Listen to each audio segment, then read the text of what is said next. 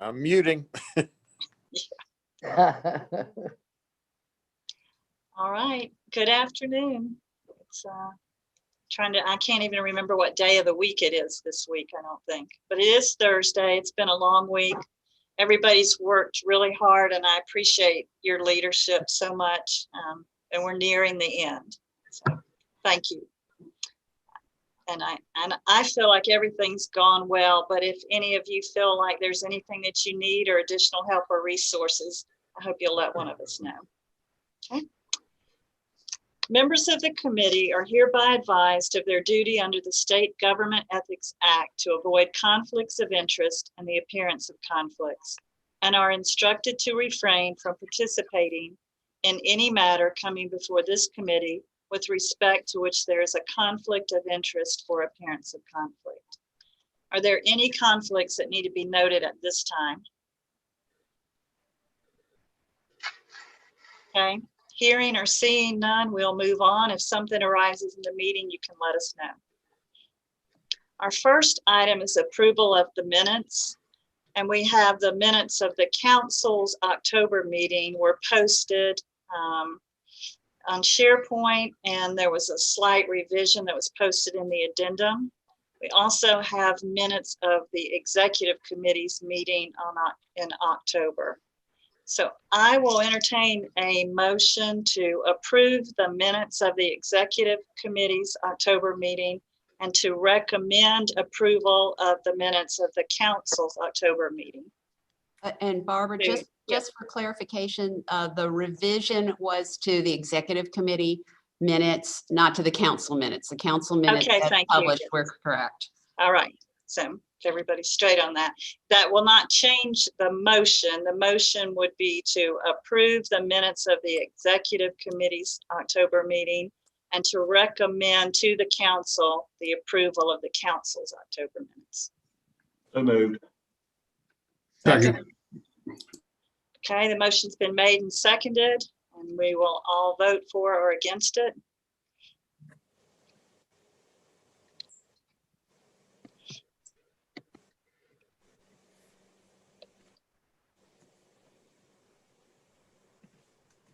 All right. It's unanimous.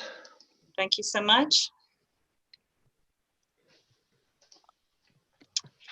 We will now move on to the report from the Finance and Audit Committee, and I will call on Darren Jordan, the chair of that committee. All right. The Finance and Audit Committee met this afternoon, and we reviewed the 2020 fourth quarter financial statements, and they're also the financial statements for the entire year of 2020 that have been posted on SharePoint. It's the recommendation of the Finance and Audit Committee that we accept and adopt the financial statements for the entire year of 2020. Okay, so that's a motion from the Finance and Audit Committee for approval of the year-end financial statements for 2020. That is motion does not need a second. Is there any discussion? Any questions? Okay, all those in favor or against, please vote.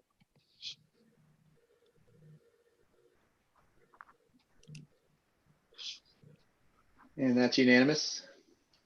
All right, thank you so much. We also took up the proposed state bar budget. Those materials are also listed in SharePoint. I hope you've had an opportunity to look at that. That's for the entire year of 2021. The only thing that we're going to take up later is employee compensation, and that'll be at the end of the executive committee in closed session. But we have reviewed the 2021 budget. The Finance and Audit Committee would ask the executive committee to adopt and accept the 2021 budget that is contained at SharePoint. That is a motion from a committee and does not need a second. Are there any questions about the proposed budget? Okay. If not, we'll vote on that motion.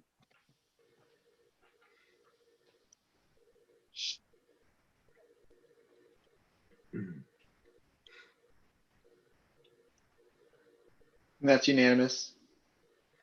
The proposed budgets for the Client Security Fund Board of Trustees, the Board of Law, Legal Specialization, the Board of Continuing Legal Education, the Lawyers Assistance Program Board, and the IOLTA Board of Trustees, and the Board of Paralegal Certification are located in the SharePoint file for this committee. The Finance and Audit Committee took up that and reviewed those today. And it would be our motion from the Finance and Audit Committee that we adopt and accept those budgets for each and every one of those boards and commissions. All right, thank you. That motion does not need a second. Any questions or comments? All right, we will vote on that.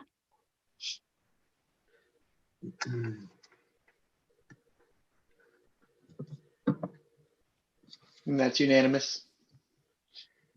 We also took up the issue of some proposed amounts for certain filing fees. Last year, the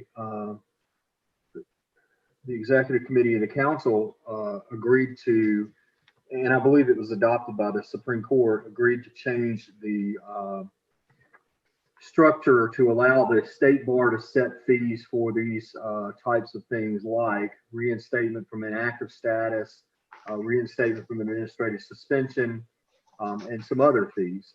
We took up the issues with regards to setting fees and would recommend the following: that the fee for reinstatement from inactive status be set at $125, that the fee for reinstatement from administrative suspension be set at $125. Both of those there are no changes to those from the previous years.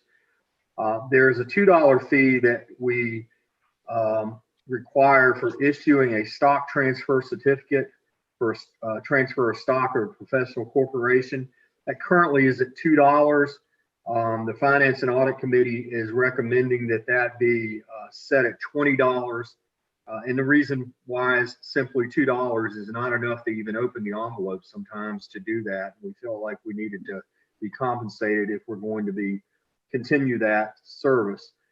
There is also a $2 fee for filing reports and papers relative to professional corporations and professional limited liability companies. Again, that is at $2 presently, and we're recommending that be set at $20 for the coming year.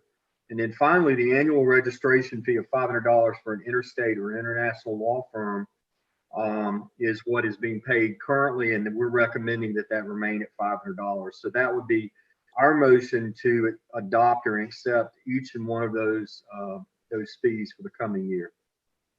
Okay, that motion does not require a second. Are there any questions, comments, discussion?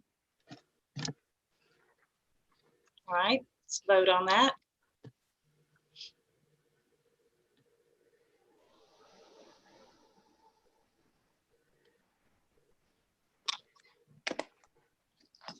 And that's unanimous. Thank you. That motion's passed. The next matter on the agenda is a proposed increase in specialization and paralegal exam fees. Currently, the specialization board charges $150 to take the exam for specialization for all of the different specializations you can get from the state bar. The Finance and Audit Committee is recommending a $200 fee instead of $150 in the coming year for the specialization exam. Presently, the paralegal board charges $50. Finance and Audit Committee is recommending that be increased to $100. So $200 for the specialization board exam and $100 for the paralegal board. Both of those are increases in fees. That would be our recommendation and motion. Motion does not require a second. Any questions, discussion? Seeing none, we will vote on that.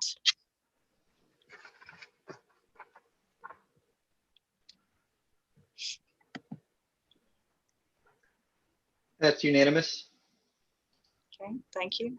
The next matter on the agenda is the proposed personnel policy. This is sort of a three-part recommendation.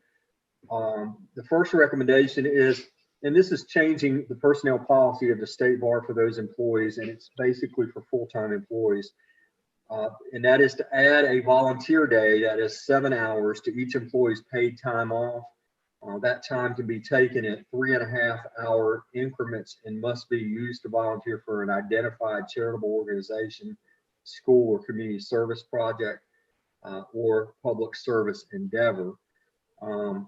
The other personnel change that we're recommending and making a motion to adopt have to do with emergency paid sick leave, which was originally adopted by the Executive Council and the Bar to the families first. Basically, it was in response to the coronavirus and the Relief Act, the CARES Act relief, I'm sorry. And we had made that a policy up into December 31st of 2020. It is a recommendation of the Finance and Audit Committee that we extend that emergency paid sick leave to April the 16th, 2021, which is the next quarterly meeting of the State Bar Council. In addition to that, we're asking to extend also the emergency family and medical leave expansion, which again is another component to the CARES Act. We're asking to extend that from December 31st, 2020 to April 16th, which is the next quarterly meeting. So that would be a recommendation from and a motion from the Finance and Audit Committee with regards to changes to the personnel policies for the State Bar employees. Thank you, Darren. And that motion does not require a second. You would have seen information about some of that in this agenda and some in the addendum. So are there any questions or comments on these, all three of these recommended changes? Okay, let's vote.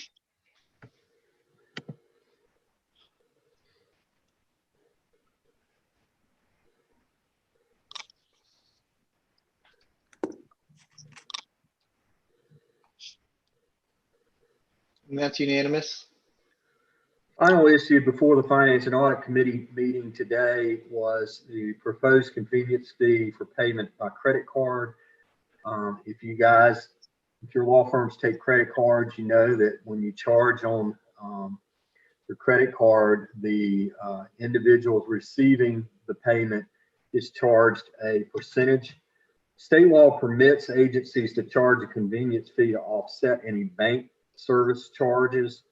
That's merchant fees for processing these payments made by the credit card. Essentially, this is for informational purposes. The Finance and Audit Committee are having staff to research this issue with other state agencies to make a determination of what, if any, if we're going to charge a convenience fee, and if so, how we're going to go about that. There's a lot of issues that are rolling with regards to opportunities and different types of ways we can recoup this. And staff is going to research that, and we'll be back to the Executive Committee in April concerning that. So there is no action item in that, Madam President. So that's just a matter of information, but if anybody had a question or comment on that, you could let us know. Stay tuned. Okay. May I go into the appointments? You may. Thank you. The Appointments Advisory Committee met on Tuesday. We first took up the Client Security Fund Board. There's 5-year terms for individuals that are on that committee. There is one appointment that was to be made. Judge Calvin Murphy his term was expiring, and he was not eligible for reappointment. His term actually expired in October. The Appointments Advisory Committee is recommending Erica D. Jones for that position, and that would be a motion from the Appointments Advisory Committee that we accept her. Thank you. No second is required. Is there any questions or comments on that motion? Seeing none, let's vote.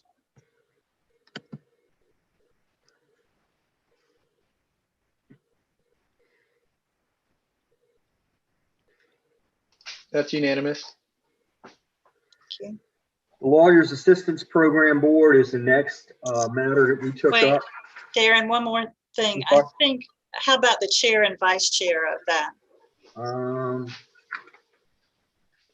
I didn't have that. Alice? That was decided at the October meeting. Those Yeah. are Oh, I'm minutes sorry. made I in thought October. you had said that. Okay, my mistake. Thank you. That's okay.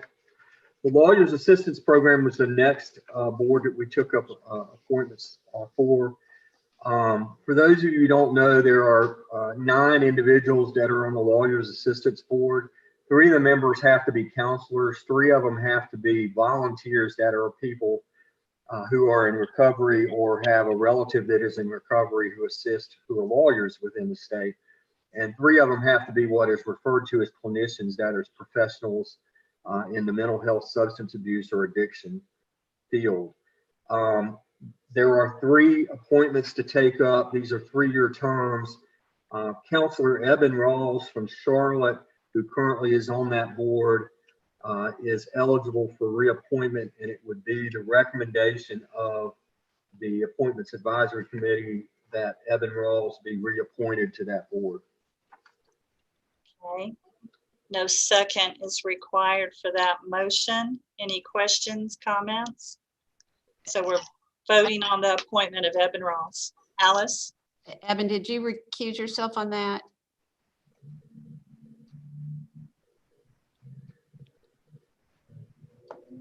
I recuse myself.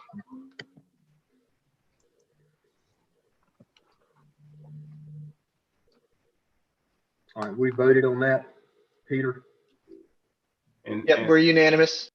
All right. Thank you, Eben. Similarly, I'm gonna need to recuse myself from the upcoming one. All right, thank you. The other appointments deal with Connie Millay, I think her name is. And I believe that is a position for a clinician. And we are recommending the Appointments Advisory Committee recommends Tim Carroll, who is involved with the LAP program in the state of Virginia, I believe, with their state bar. But he comes highly qualified and recommended by the LAP board. So we would recommend Tim Carroll from the state of Virginia, or the Commonwealth of Virginia, to replace Connie Millay, who is not eligible for reappointment.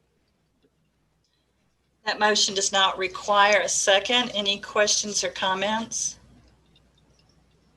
Okay, we'll go ahead and vote on that.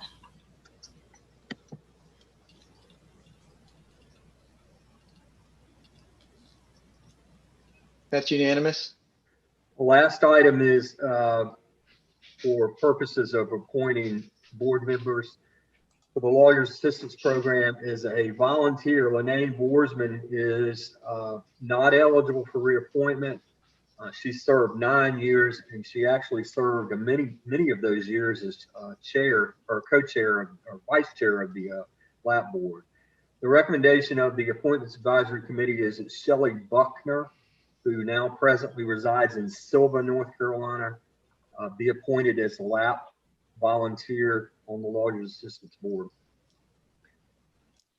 That motion does not require a second. Any questions or comments? Okay, vote on that.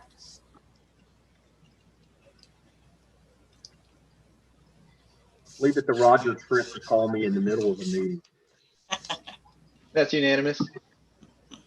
All right. We take up the chair and the vice chair each year for the LAP board. Currently, Ted Edwards is chair of the LAP board. It is a recommendation of the Appointments Advisory Committee that Ted Edwards remain as chair. I should say Theodore C. Edwards II remain as chair, and it is the recommendation and motion of the Appointments Advisory Committee that Crawford Cleveland, who is a volunteer member of the LAP board right now, be vice chair. Ted, was this the matter you wanted to recuse yourself on? It is, and I put Ted in the waiting room.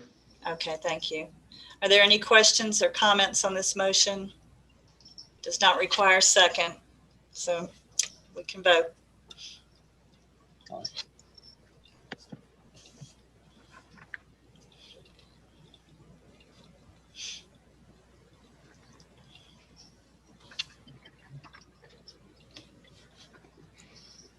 That's unanimous. All right. Finally, we took up the board of law examiners.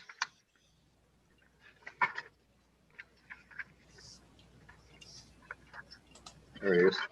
Board of law examiners, as many of you know, Judge Erwin Spainhour, who passed away back in September, was a member of the board of law examiners.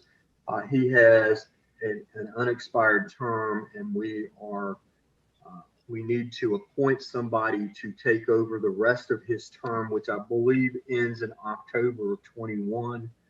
Board of law examiners have communicated to us, and the Appointments Advisory Committee is recommending and moving that Ron Gibson be appointed to that unexpired term for Judge Spainhour. This motion does not require a second. Any questions, comments, discussion? All right, we will vote on that.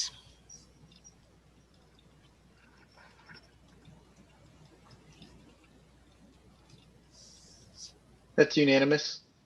Okay, it should be noted that upcoming appointments will be the Disciplinary Hearing Commission, where we have 3 appointments.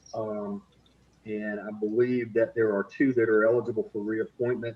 The Inmate Grievance Resolution Board has an individual who's eligible for reappointment. The North Carolina Courts Commission, which has a person coming up for reappointment who's eligible, and the Legal Aid of North Carolina, who I believe has an individual who's eligible for reappointment. But those are coming up in April. And President Christie has asked that we circulate the upcoming appointments for the entire year, and that should be in the materials probably in April, if not before.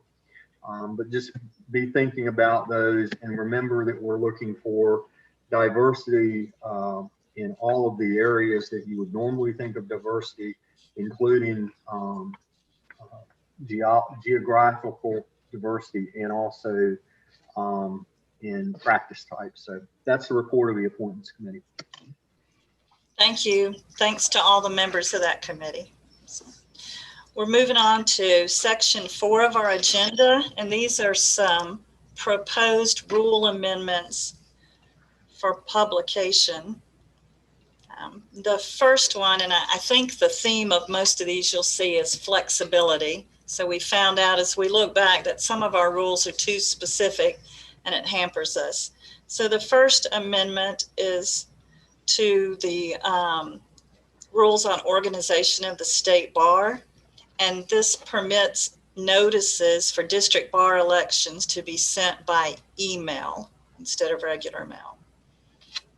So do we have a motion to recommend this rule change to the council for publication? So moved. Second. Second. We have a motion and a second. Any discussion on this? All right, let's vote on this then.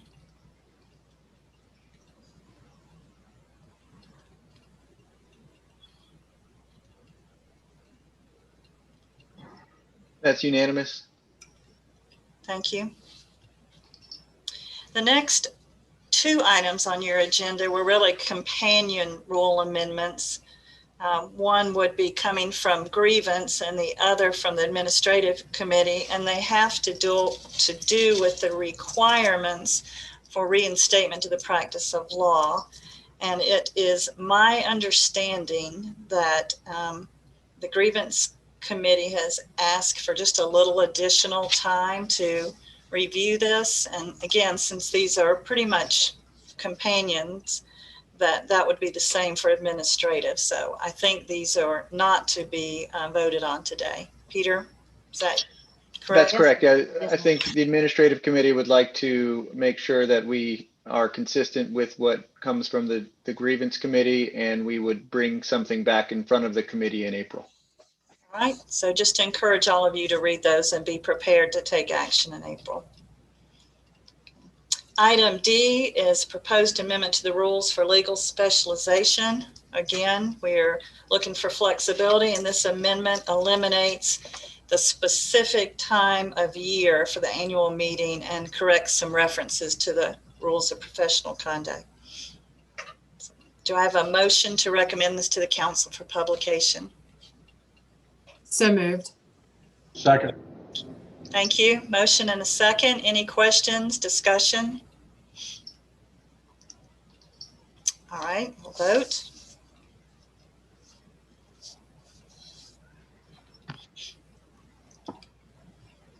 That's unanimous. Okay. Thank you. The next item are proposed amendments to various rules relating to certain specialty certifications. So they're in your agenda there, and all these amendments make the rules consistent with each other and will allow the programs to send their peer references by email instead of regular mail. So do we have a motion to recommend these rule amendments for publication? So moved. Second. Second. Thank you. Any questions or comments? All right, let's vote on this.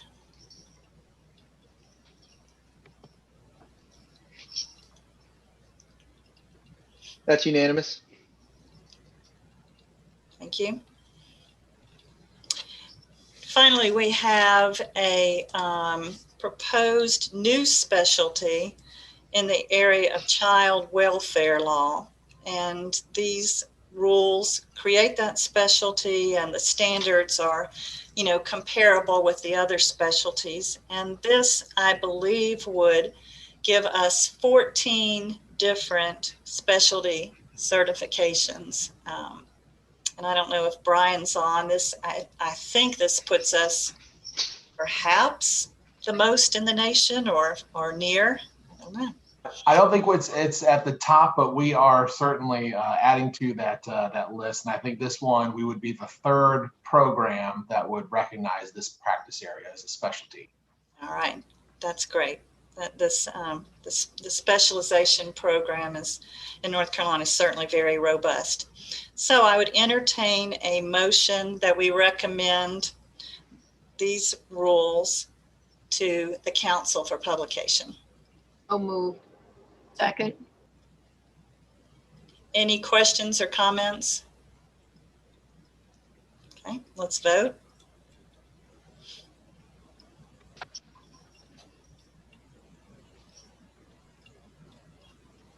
That's unanimous. Thank you. Good. That's terrific. Thank you.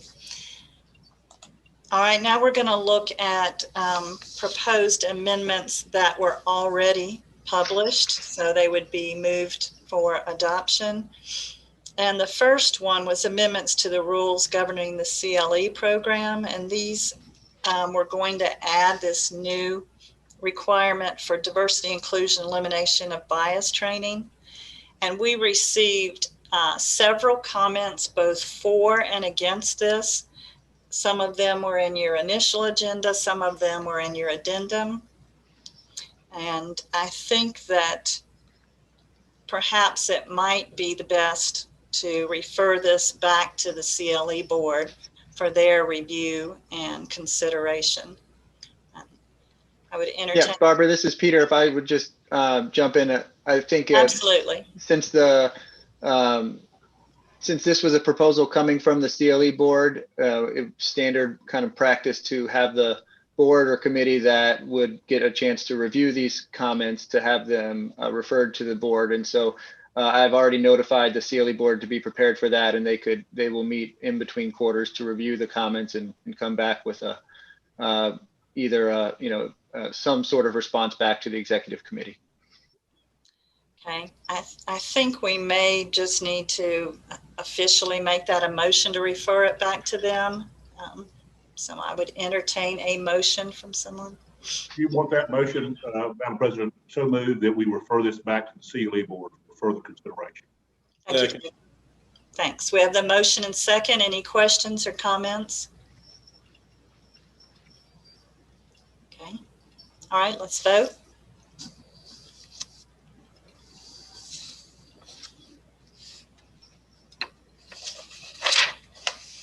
That's unanimous. Thank you. As many of you are aware, the bar exam will be given virtually, remotely, for the first time this year in February, for the first time ever in February. And again, recognizing that there's some need for flexibility around the administration of the bar exam, the Board of Law Examiners has requested a proposed amendment which will remove the county requirement for the bar exam, thus permitting it to be held anywhere within the state of North Carolina. So I'd entertain a motion to recommend this to the council for publication. So moved. Motion that we entertain that to expand the counties. Thank you. Second. Any questions or comments? All right, let's vote on that.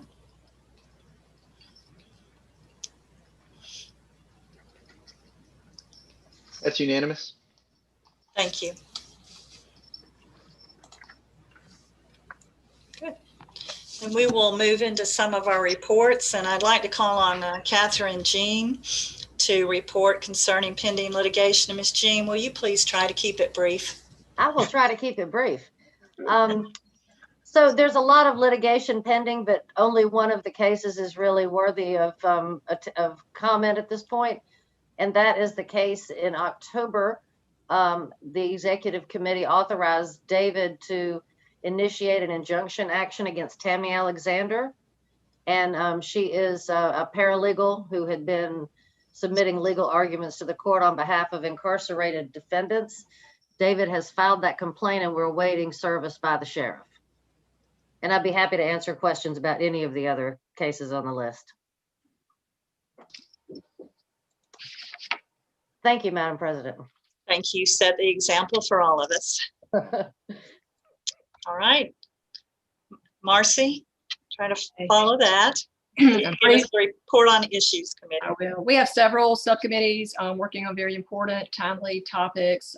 The subcommittee on the compensation of court-appointed defense counsel, that's chaired by Alan Cobb. We received a report from Alex Nicely, and I believe they're in the process of conducting a survey in that committee, and will report back to us next meeting. The next subcommittee is on to studying the proposed regulatory change in other jurisdictions, and that is chaired by Mark Enriquez. And Mark and his committee are gathering information from all over the country and trying to educate themselves. And I think will report back to us again at the next meeting. That's what they're learning. So Todd Brown is chairing the newest, well, almost the newest at this point, subcommittee on diversity and inclusion. And they had their first meeting, was it the day before yesterday, Todd, I believe? And there was a lot of really good discussion. And so they're at the very beginning of their work, and will continue to do their good work, and will report back to us at the next meeting. And we, after our meeting this week, we'll have another subcommittee just on promoting the expansion of the Secure Leave Act. Apparently our Secure Leave policy is 20 years old. We've had some attorneys, trial attorneys, who have requested to be able to take less than a 5-day increment of secure leave so they can have some time to catch up work in their office. And there's also some discussion about possible another week of secure leave for professional development to allow lawyers to take CLE, be on boards, commissions, and that kind of thing. So we have are partnering with Mel Wright and the Chief Justice Commission on Professionalism.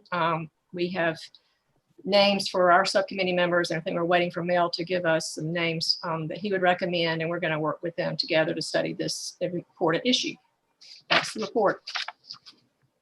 Any questions for Marcy? Okay. I think a lot of the important and hard work of the bar is done in these subcommittees. And even if you are not on one, you're certainly welcome to attend the meetings. So thank you so much, Marcy. Okay. Call on Jay White for the report of the Legislative Committee. Thank you, Madam President. In regards to the Legislative Committee, Peter is keeping us between the ditches and at the speed limit. We have 3 legislative goals that we're really looking forward to doing is the regular communication with legislators, because if we don't have good communication with the legislators, then the next 2 kind of fall to the wayside. We are coming up with pre-printed cards for all of the state bar counselors to sign, and because handwriting is atrocious for many of them. I am number one, so I'm self-reporting there.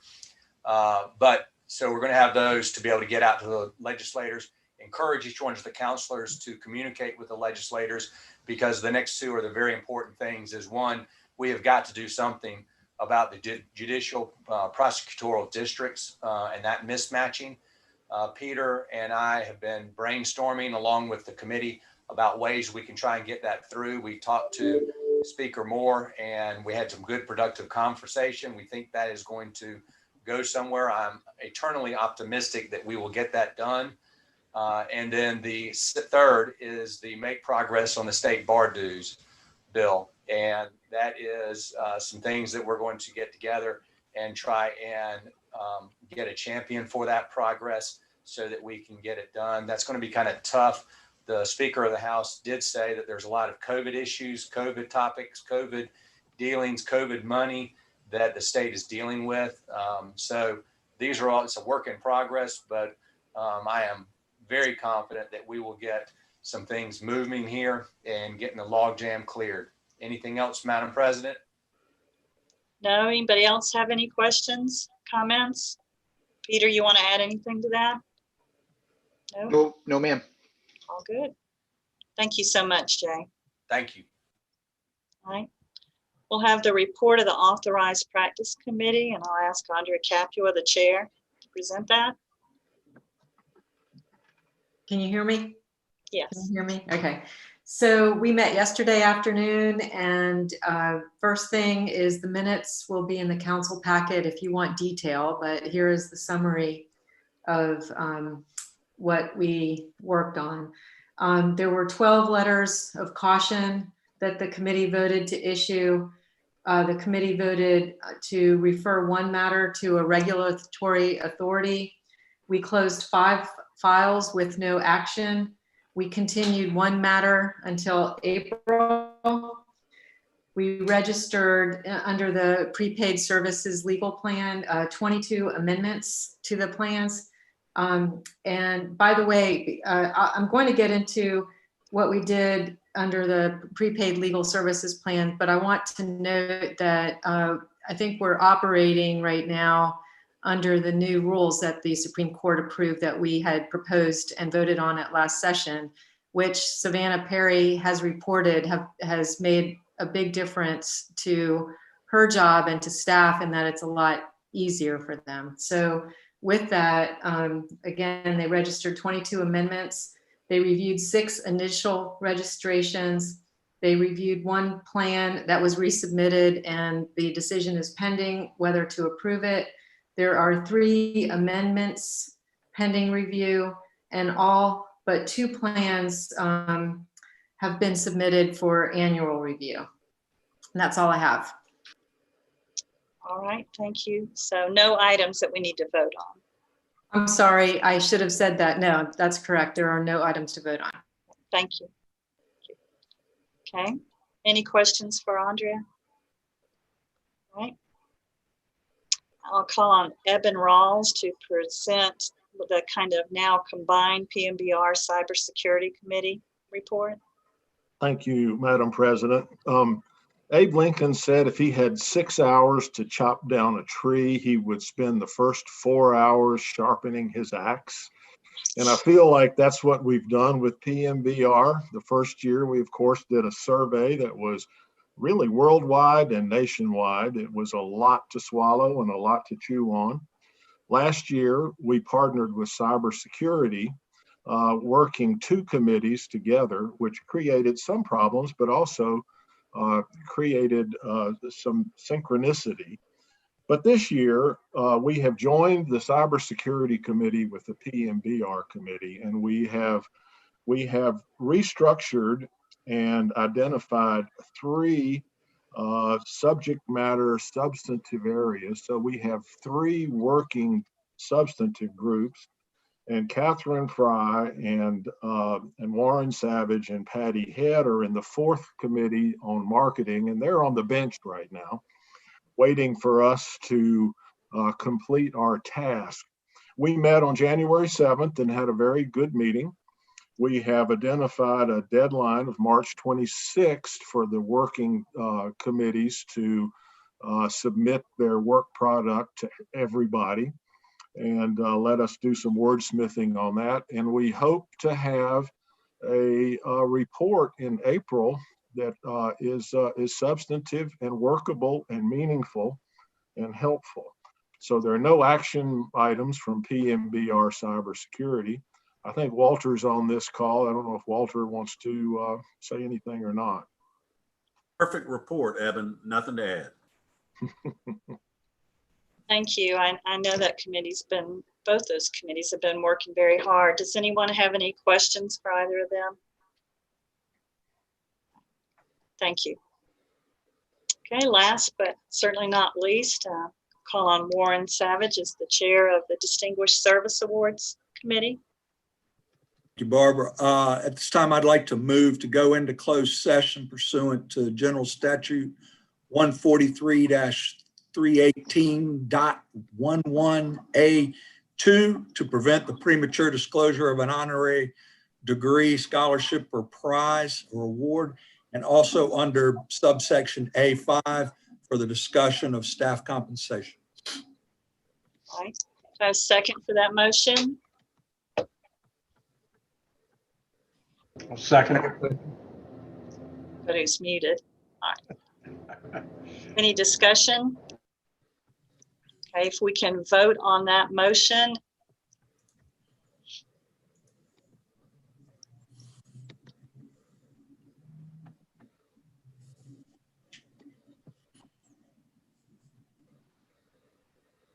That's unanimous. Okay, so we just discussed, and then we had a other business here, and you can fill that slot. So,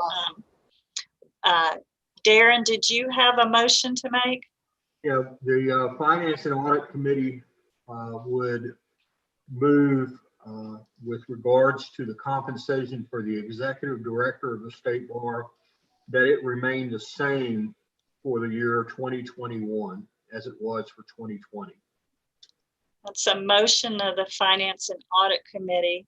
Does not require a second. Are there any questions or comments? Okay, let's vote on that motion.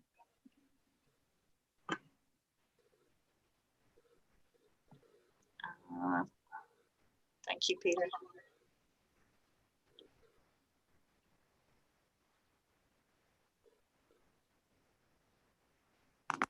That's unanimous. Thank you. Warren, did you have a motion?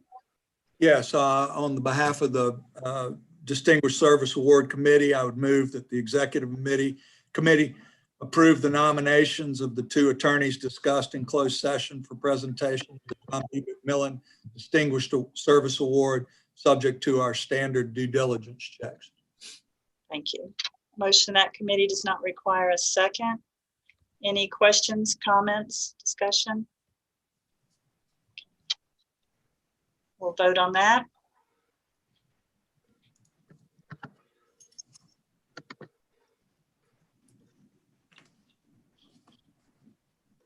And that's unanimous.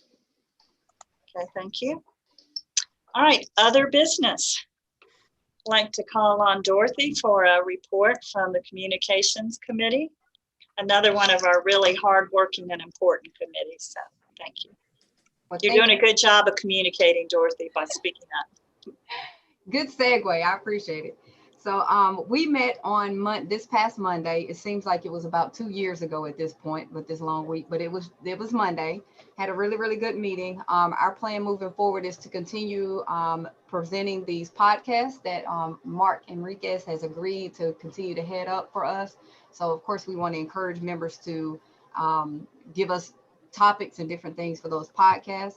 One of the initiatives that we also want to look forward to further in this term is better communication with our local district bars, communicating with them more about what the state bar is doing, and just having some more back and forth exchange with them so that we can get more information out to our actual constituents, which would include revising or revamping the bar counselor newsletter in some form or fashion so that bar counselors can get those to different members and they can come from different bar counselors.